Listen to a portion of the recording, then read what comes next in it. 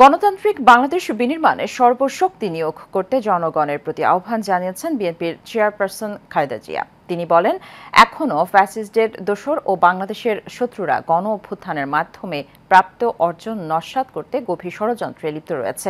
আজ বিএনপির বর্ধিত সভায় যুক্ত হয়ে প্রধান অতিথির বক্তব্যে সব কথা বলেন দলটির চেয়ারপারসন। একই অনুষ্ঠানে ভার্চুয়ালি অংশ নিয়ে বিএনপির ভারপ্রাপ্ত চেয়ারম্যান তারেক রহমান বলেন, জাতীয় নির্বাচনের আগে স্থানীয় নির্বাচন হলে তা হবে পলাতক স্বৈরাচারীদের পুনর্বাসন।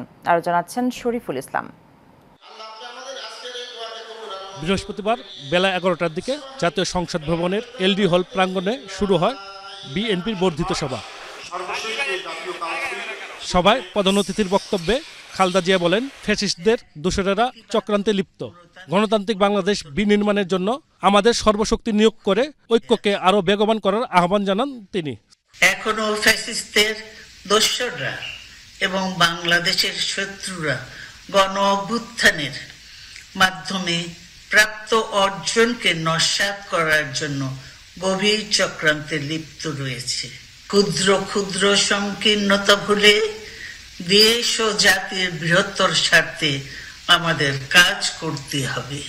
ইস্পাত কঠিন ঐক্যের মাধ্যমে জনগণকে সঙ্গে নিয়ে এবং চক্রান্তকে ব্যর্থ করে দিতে হবে। এই সময় দলীয় নেতাকর্মীদের উদ্দেশ্যে খালেদা জিয়া আরও বলেন, দেশ আজ এক সংকটময় সময় অতিক্রম করছে।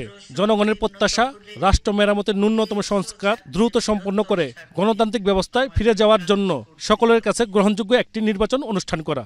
আসুন আমরা আগামী দিনগুলোতে শহীদ জিয়াউর রহমানের স্বপ্নের আধুনিক সমৃদ্ধ ও গণতান্ত্রিক বাংলাদেশ বিনির্মাণের জন্য আমাদের সর্বশক্তি নিয়োগ করি এবং এত ত্যাগের বিনিময়ে প্রাপ্ত এই অর্জনকে সুসংগত এবং ঐক্যকে আরো বেগবান করি।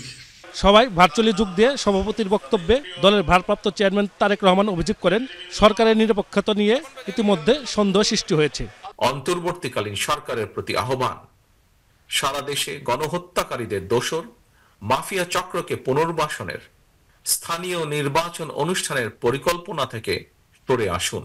বিএনপি বারবার জনগণের ভোটে জনগণের কাছে দায়বদ্ধ সরকার প্রতিষ্ঠা করার লক্ষ্যে জাতীয় নির্বাচনের দাবি জানায়।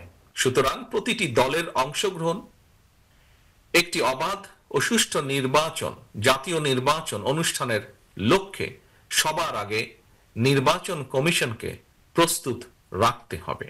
তারেক রহমান বলেন, বিএনপির প্রধান উদ্দেশ্য হল বাংলাদেশকে নিরাপদ, বাসযোগ্য, উন্নত রাষ্ট্রে পরিণত করা। অন্তর্বর্তীকালীন সরকারের শরীফুল ইসলাম, এশিয়ান টেলিভিশন, ঢাকা।